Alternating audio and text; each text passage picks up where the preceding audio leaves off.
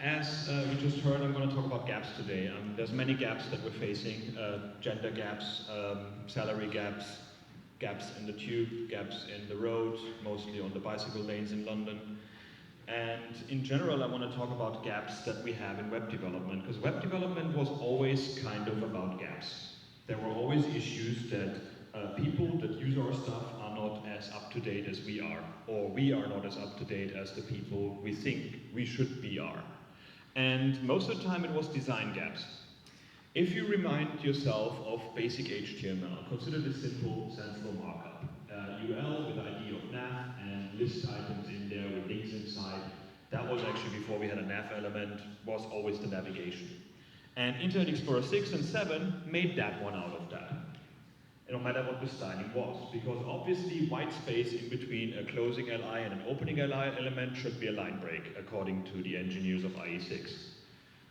Doesn't make any sense, not in the specification, no other browser did it, but we had that. That happened every single time.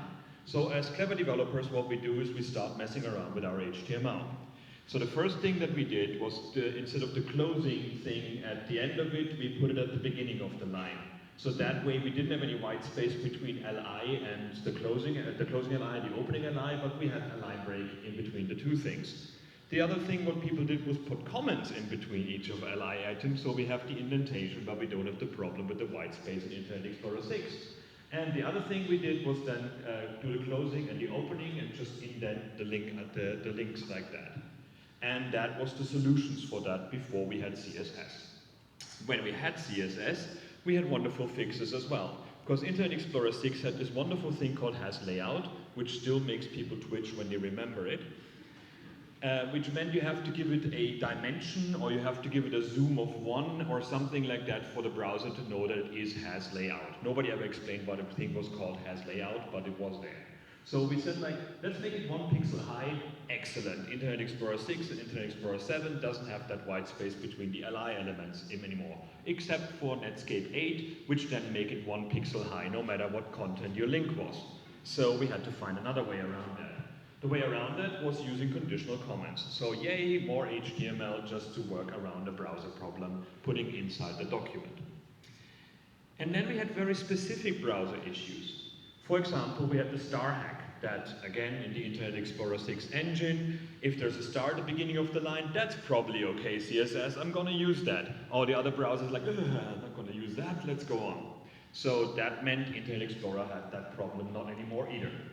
Or we also had the thing that display inline block only worked on inline elements and none of the others. So when you had a display block, it will be overridden, but in Internet Explorer 6, it will stay that way. So that way we had a chance to give it only to Internet Explorer 6 and 7 as well. So all of these things felt a bit weird. They worked, but they felt bad. Like the light inside is broken, but I still work, which a lot of people work like that every day. And all of that felt weird. Writing extra markup to work around issues of the parser doesn't feel right to me. Rely on hacks that exploit known problems of the CSS parser of the offending browser. That means we have to know all these hacks continuously all the time. And that was partly our job security back then, knowing which browser messes up in which way. Rely on known bugs in the CSS parser, not really either. Create a dedicated style sheet with all the quirks in them, one for each offending browser. You still see Netscape 4.css and IE6.css and these kind of things. Doesn't sound good to me either. Find a solution and ensure that only problematic browsers get it. That's kind of good. The conditional comments made sense, but also cluttered the web with a lot of stuff. And how about we stop trying to solve the problem of the browser creators and feedback issues so that browsers can improve? That'd be perfect, right? If we complain about stuff and people fix things, that was amazing. The only problem was back then there were no feedback channels. So all we did was saying like, yeah, this is broken, and people in browsers were like, never heard of us, because social media wasn't existing and emails didn't get answered and people didn't try even to contact people out there. So we did the next best thing. We wrote abstractions to fix browser issues for us.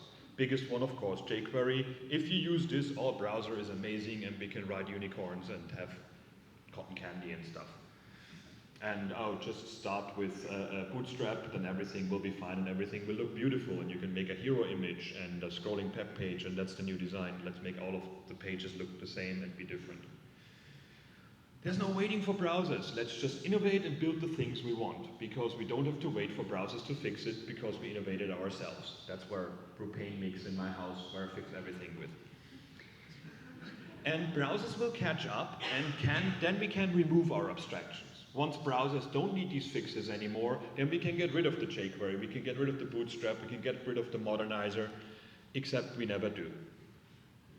And that's a problem. At events like these, we talk about amazing solutions. And this is a timid one. You know, I haven't seen a single NPM module yet. I haven't seen a single JavaScript library that is not ready for production, but you should use it because it's amazing. I haven't seen that one yet. And we talk about these great things, but we seem not to have an effect in the outside world. So we're kind of missing the point with what we're doing here.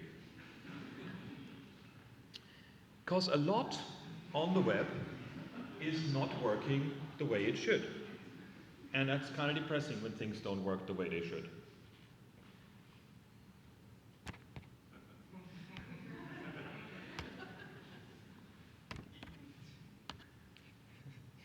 Sorry.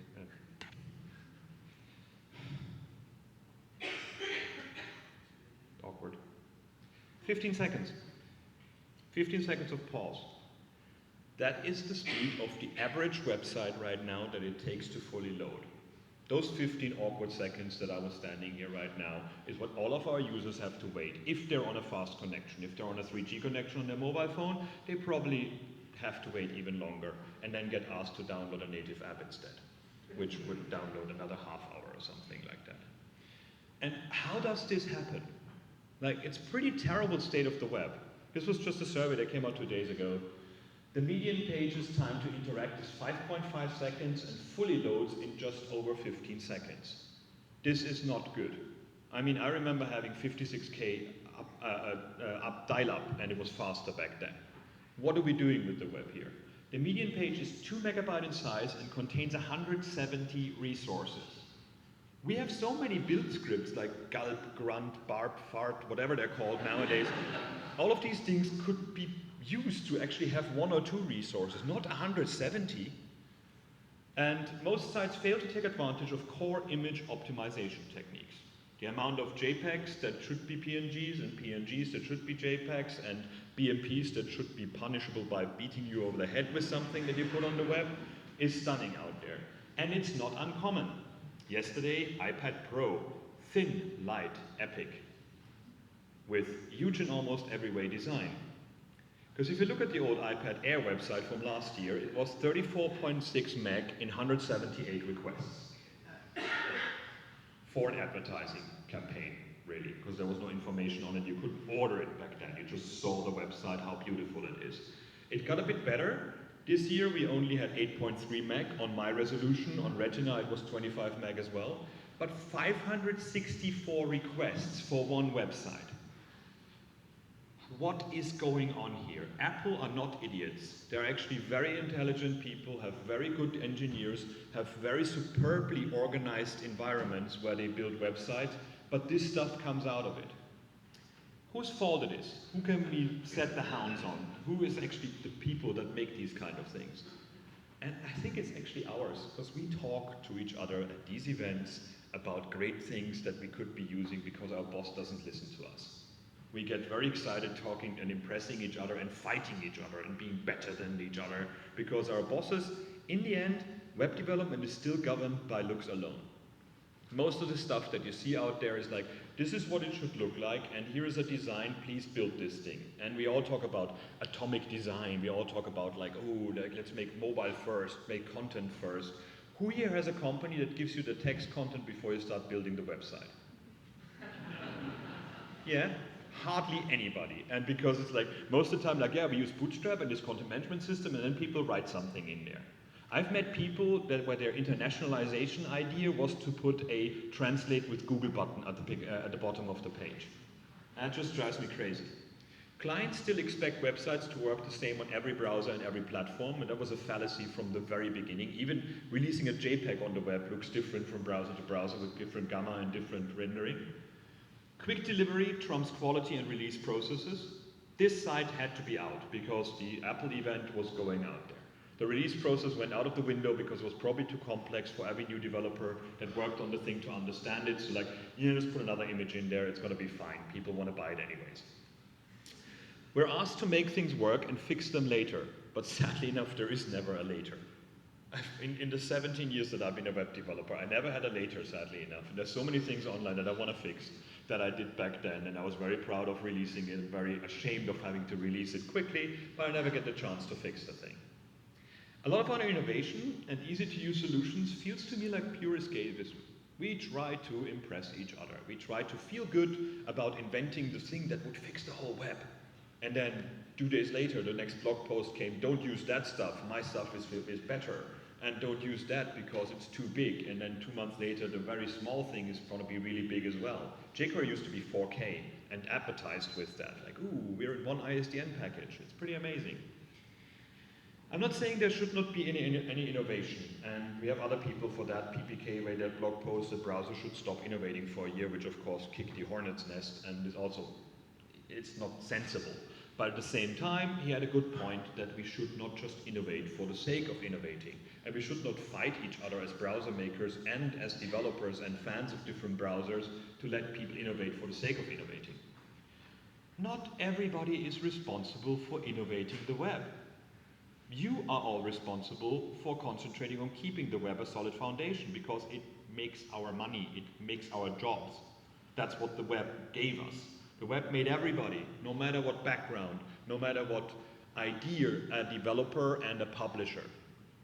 You cannot do that on iOS. You cannot do that on Android. You have to be a much better developer or use some out-of-the-box, like build your own little app with 3-click things.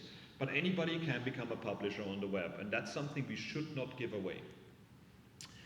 We get high on technical solutions that get increasingly complex. There was a survey coming out 2 days ago as well, the state of front-end tooling in 2015, comparing all the JavaScript libraries and the packaging managers and the task runners and the unit testing libraries. I can safely say if I were to apply for a junior job right now, I would be unemployable. Because I have no time looking at all this stuff. And half this stuff is never used in the company that I worked before. You have to pick and choose between lots of solutions that are all half finished. And all of them are great, all of them are super good ideas on paper, but when you want to implement them, then you get stuck with it. And out of a sudden, instead of hiring a JavaScript developer, you hire somebody who knows that version of that library and that version of that system and that version of that. People tell me they start CSS by opening a terminal. I got away from terminal computers when we got desktops. I like that. I don't want to go to terminal for everything anymore. And this is not an old man of the web ranting. Well, not exclusively. Lately, I worked exclusively in fixing one massive issue for the web, and that is killing Internet Explorer. This is what my job was when I wanted to go start a work at Microsoft. And we're there.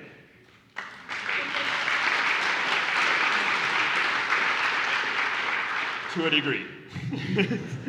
Microsoft Edge is the Windows 10 browser, everything out of the box, IoT build available, there's even a Node build of Chakra, the JavaScript engine available. The thing is now the browser that comes in every different version, tablet, mobile, desktop, whatever. We removed all the things the web suffered from. VML, attach event, current style, layout quirks, conditional comments, the render modes, all of that crap went out. And then we realized we can't break the web overnight, so we had to put Internet Explorer 11 also very hidden in Windows 10. You can't find it. But when a website uses things that only Internet Explorer can do, then Edge tells you, oh, by the way, you should open this in Internet Explorer, which is good, I think, because we cannot just tell people your site is broken, because then they go to Chrome and they tell them their site is broken and people can't use things anymore. We're not there to break the web, we're there to actually display the web. And if the web is broken to a degree, sometimes we have to jump through hoops. We found, for example, that there are several webs. So we put the Edge engine out there and we looked at websites, and then we got basically this for Safari, this for Firefox, and this for Internet Explorer. And Edge also got nothing of that. It probably got the Internet Explorer because that's what they send to everybody. Instead of sending the simple mobile version to everybody, we got the fully loaded 10,000 ads, 50,000 trackers, 12 galleries that nobody wants to look at kind of thing for every single browser that we send out there. So we spoofed the interface and we made it look like it is Chrome and send it out on the web. First with 3 million of our users, and then we send it out with the Bing crawler. Bing is a search engine, you can Google for that. To index a few trillion websites to see what kind of things they're using and what's going wrong in them. And we found that WebKit appearance none is used everywhere and WebKit gradient is used everywhere. So white buttons with white background because it's only a gradient background that only renders in one browser. WebKit appearance none is really cool in this one here where you have it's a dating site. You can define your gender by being an empty or a closed radio button. Makes it more exciting, I guess. Educating people is a tough job on that. So I spent the last few months going to SAPs, Accentures, ticket companies, like large corporations that have all these websites that need IE 10 or IE 11 or even IE 8 and told them like, here's how you can fix it. There's a great tool called Site Scanner, Static Scan, which actually is on GitHub. You can install it behind a firewall for your company as well, or on your own machine if you wanted to. And it scans the website for prefixes for browsers, for IE-only things, for accessibility issues like background transparency to the text, these kind of things. And we send people that, and we show them the results, and they're like, what is a WebKit prefix? I didn't know we used that, because most of them use a bootstrap, use a JavaScript library, use some magical solution that fixed it for them and put really, really bad code into their website because it tried to fix everything. The biggest culprits we found are aggressive browser sniffing independent of version number, and that's bad. Don't say like, if it's IE, then do this, because if we fix it in IE or we fix it or in Chrome or in Firefox, it never gets applied. So if you really have a gnarly issue, a really problematic issue, then test for the browser, but also for the version number. And then fix it only for that browser, because chances are, if you also report it, the next version of the browser will not have that issue anymore. So your bug fix does not get applied anymore, which is a good thing. Outdated libraries and polyfills, some of them clashing with new language features. ES6 features like array map or array contains had to be renamed because older versions of MooTools had array contains. So if the native one had overwritten what MooTools does, MooTools websites would not work anymore. So we couldn't break the web, we had to rename it in the ES6 standard. A lack of packaging and dependency loading solutions. Dozens of JavaScript files means no inlining possible.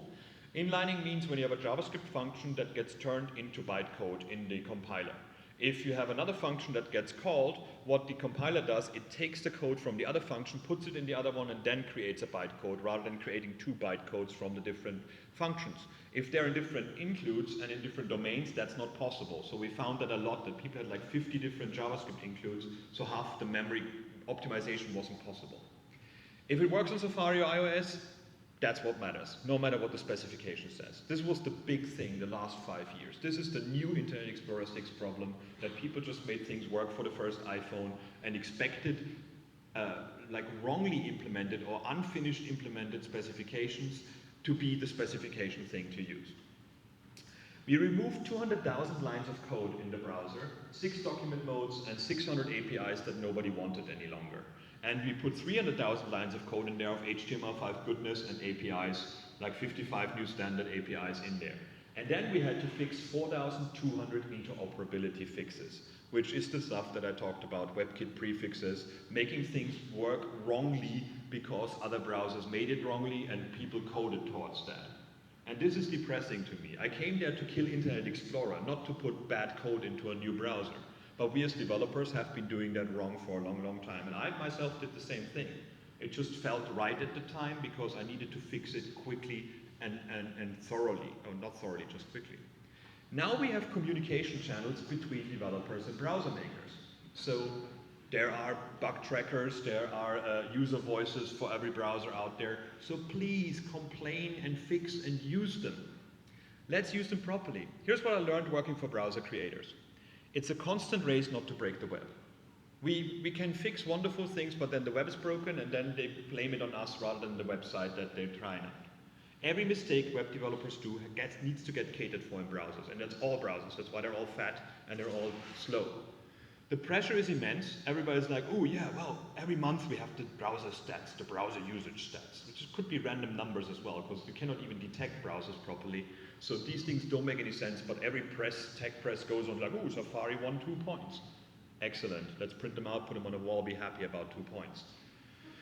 When implementing standards, we find a lot of problems and feed them back. That's why 100% on HTML5test.com or 100% on the TC93 tests don't make any sense, because half of the stuff only we find the problems when we implement them in a browser engine. That's why it was so important that we have different browser engines.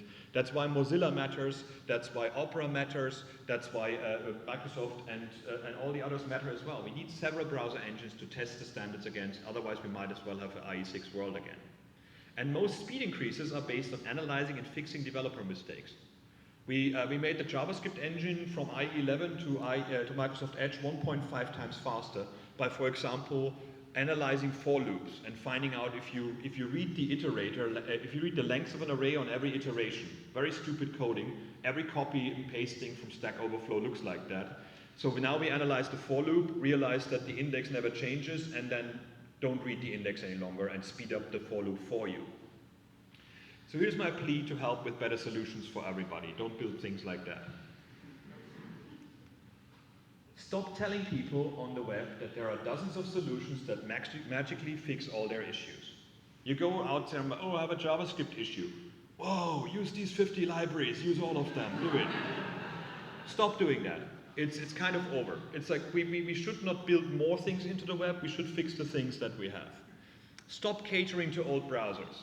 Give them basic working solutions and enhance using feature detection. It's called progressive enhancement, it's an old hat, but people still don't understand it. Explain, don't make it faster and easier. You can make it fast, but then they actually go into a pit of despair, because they don't know what they're doing. Show the dangers of quick solutions. Of course it can go faster, but then you have to duck before you go into the ceiling. Keep things accessible for everybody. There is no technical baseline. I'm not talking about accessibility for disability here. I'm talking about getting people started to become developers, or become designers, or become publishers, or makers of the web. It should not be that you need a Macintosh, that you need a fast connection. It should be that you have an idea, and you put the idea inside a text form, and you put it in a browser, and you get magical stuff out of it. Simply because you can fix anything with JavaScript does not mean it should. We have people now coming up with writing CSS with JavaScript because you have more granular control over CSS.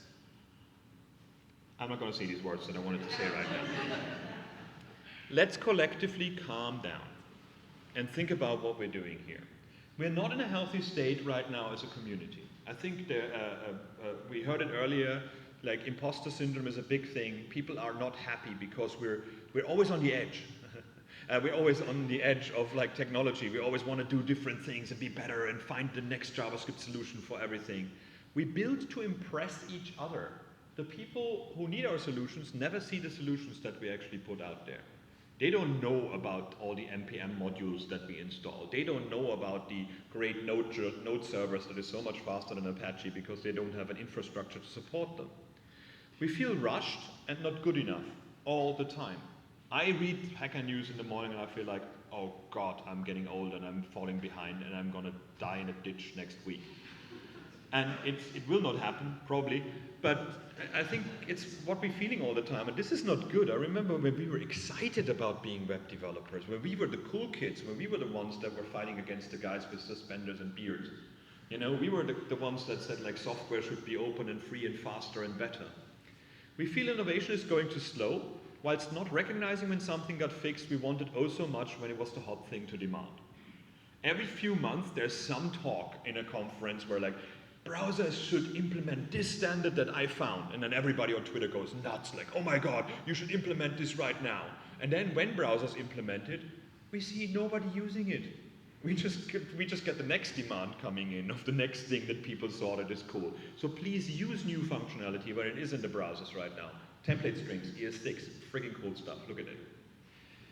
The first step to happiness is to just make it happen. You can make yourself happy by not getting too stressed out about falling behind, but actually playing with new technology you haven't played with before. And there's simple things to that. Improve your basic skills, catch up on what's possible. Go to caniuse.com, and see which browser supports everything, and then start playing with that. There's really cool stuff in all browsers right now available, and no, the excuse I have to support IE8 doesn't happen any longer, because most of that functionality don't give it to IE8, because IE8 is retired. It should be in the park, feeding pigeons. It should not try to do any animations or something like that. Start helping people who are not here and don't follow Hacker News. You start teaching and you end up learning. Go to companies and offer, I talked to people here earlier, offer brown bags. Brown bag sessions, hey, during lunch break, how about you people bring your sandwiches in and I talk about some cool technology that is right now happening on the web. No company says no to that because it's free education for them, and it's good for you to do your own speaking, your own first speaking engagements, and get more firm in speaking publicly as well. Report problems, demand support for basic features, not only for the hot new half-baked ones. Everybody's like, what about web components? When is that an edge? What about service worker? When is that an edge? We still are crap in showing some of the form functions or form types that are out there. Input type range and things like that work. But input type date, no browser does right. Where is the outrage of that? Wouldn't it be cool to say input type date and get a calendar without having to use that jQuery calendar? No, we don't complain about that stuff because we want to use it. Reach out beyond your echo chamber if you want to reach people who need the knowledge that you have. Go out. This is really important because I deal with all the people right now that never heard of these events, that never heard of all the cool things that we are getting tired of here because we heard them 20 times. Tell people about what's happening here outside of our echo chamber. And that's all I have. So do what you love and love what you do. Thank you.